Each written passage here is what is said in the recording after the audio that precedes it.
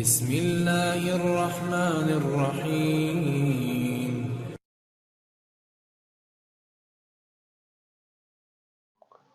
نحمده ونصلي على رسوله الكريم.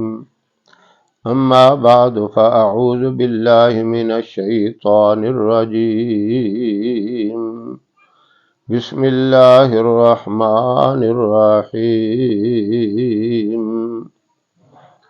محترم سامعین و ناظرین، بعض لوگ اس وجہ سے پریشان ہیں کہ صحیح معیار کے مطابق رشتے نہیں آتے، اور اگر رشتے آتے بھی ہیں تو بات چیت کر کے وہ چلے جاتے ہیں، بعد میں رابطہ ہی نہیں کرتے۔ یہ پریشانی بہت بڑی پریشانی ہے۔ لوگ آئیں بھی، کھا پی کر چلے جائیں، خوش ہوں، بڑی میٹھی میٹھی باتیں کر کے بھی چلے جائیں اور بعد میں رابطہ ہی نہ کریں۔ اس سے بھی بندے کو بڑا دکھ ہوتا ہے۔ یا پھر کوئی رشتہ آتا ہے تو وہ اس قابل نہیں ہوتا۔ بچی کے لیے کوئی رشتہ آتا ہے تو اس کے معیار کے مطابق لڑکے والے نہیں ہوتے، یا کسی لڑکے کا رشتہ ہوتا ہے تو بچی اس کے معیار کے مطابق، اس کی تعلیم کے مطابق، جو اس کے حالات ہیں اس کے مطابق وہ نہیں ہے، تو بڑے لوگ پریشانی میں ہیں کہ کریں کیا۔ تو اس کے لیے بھی یہ شرم بھی ہے کہ کم از کم ان چیزوں کا بھی لحاظ ہونا چاہیے، ان کی عمروں کا بھی لحاظ ہو۔ تھوڑا بہت فرق تو ہوتا ہے، اس میں تو کوئی ایسی بات نہیں۔ ہمیں تو یہ نہیں دیکھنا چاہیے، نہ رنگ کو نہ نسل کو، بلکہ اعلیٰ اخلاق دیکھنے چاہیے، اعلیٰ تعلیم بھی دیکھنی چاہیے۔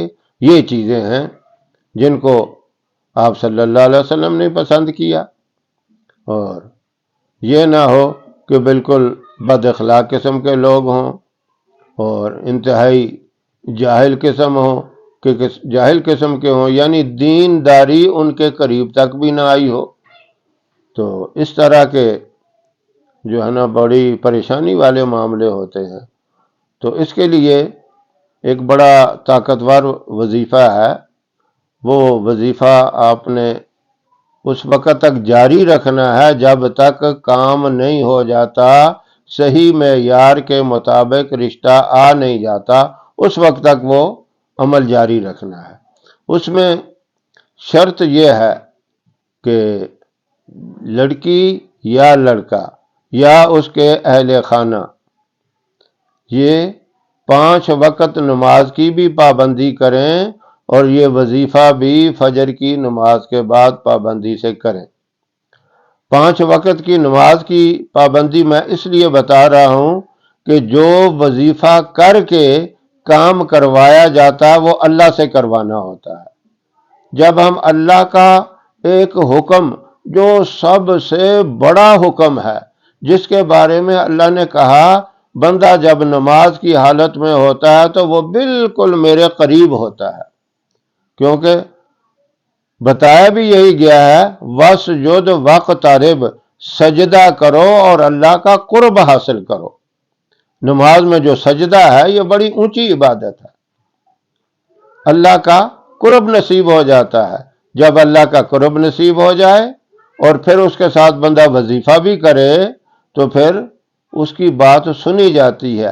وظیفے کا مطلب یہ ہے کہ اللہ کا دروازہ کھٹکھٹانا ہے، اللہ کی چوکھٹ کو کھٹکھٹانا ہے۔ تو یہ ایک دفعہ ہی نہیں کھٹکھٹا کے پیچھے ہٹ جانا کہ کوئی جواب نہیں ملا، کام نہیں ہوا، نہیں، کھٹکھٹاتے رہنا ہے۔ اس وقت تک آپ کھٹکھٹاتے رہیں جب تک کام نہیں ہو جاتا۔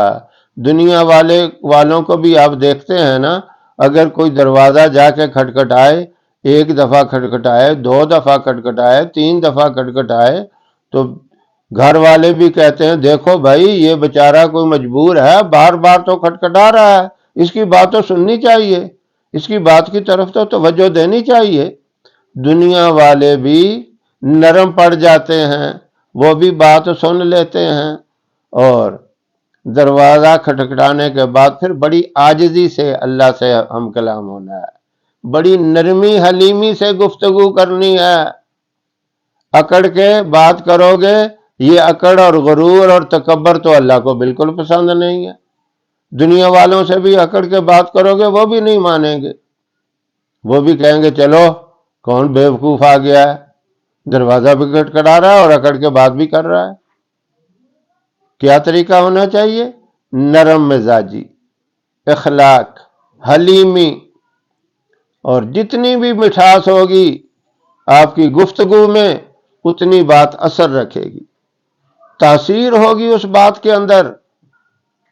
آپ نے فجر کی نماز کے بعد اللہ سے اس طریقے سے مخاطب ہونا ہے، یا لطیف ہو یا حلیم ہو، حلم والا، بردبار بندہ جب ہو کے اللہ سے کہے گا نا یا لطیف ہو یا حلیم ہو، یہ 313 مرتبہ پڑھنا آپ نے، بڑی نرمی کے ساتھ، بڑی للاجت کے ساتھ، عاجزی اور انکساری کے ساتھ، اور ادھر ادھر کے دھیان اور خیالات سے پاک ہو کر، اور اس کے اول آخر 3 مرتبہ درود ابراہیم بھی پڑھنا ہے۔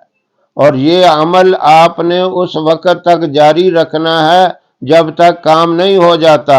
یہ دروازہ کھٹکھٹاتے رہنا ہے، کھٹکھٹائیں کھٹکھٹائیں، اور انشاءاللہ ایسا دروازہ کھلے گا، اللہ ایسی مدد فرمائے گا، آپ حیران ہو جائیں گے، ایسے عظیم قسم کے رشتے کے بارے میں تو ہم نے سوچا بھی نہیں تھا، ایسے اخلاق والے اور ایسے علم والے اور ایسے سلجھے ہوئے، یہ تو بہت بڑا کمال ہو گیا۔ خود حیران ہو جائیں گے، سارے گھر والے حیران ہو جائیں گے۔ تو یہ ایسا طاقتور وظیفہ، نام ہے 2 ہی صرف اللہ کے، یا لطیف ہو یا حلیم ہو، عاجزی سے یہ پڑھتے رہیں، اور اس کے بعد ہاتھ اٹھا کے دعا بھی کریں، یا اللہ میں کمزور ہوں، میں عاجز ہوں، میں بے بس ہوں، میری اس مراد کو پوری فرما لے، میری فریاد کو سن لے، میری اس عاجزانہ درخواست کو قبول فرما لے، اور میں جس رشتے کے بارے میں پکار رہا ہوں، مجھے عزت والا، مجھے بہت نرم مزاجی والا، اعلیٰ قسم کا رشتہ عطا فرما دے۔ یہ دعا کرتا رہے۔ اس کے ماں باپ بھی کر سکتے ہیں، خود بھی کر سکتا ہے، بچی کر سکتی ہے، کوئی بچہ ہے تو وہ کر سکتا ہے۔ یہ عمل کریں، انشاءاللہ کامیابی ہوگی، 100% کامیابی ہوگی۔ اللہ اس طرح کے جو بھی اس پریشانی میں مبتلا ہیں، اللہ ان کو اس مبارک عمل کی توفیق عطا فرمائے اور کامیاب بھی کرے۔ وآخر دعوانا ان الحمد للہ رب العالمین۔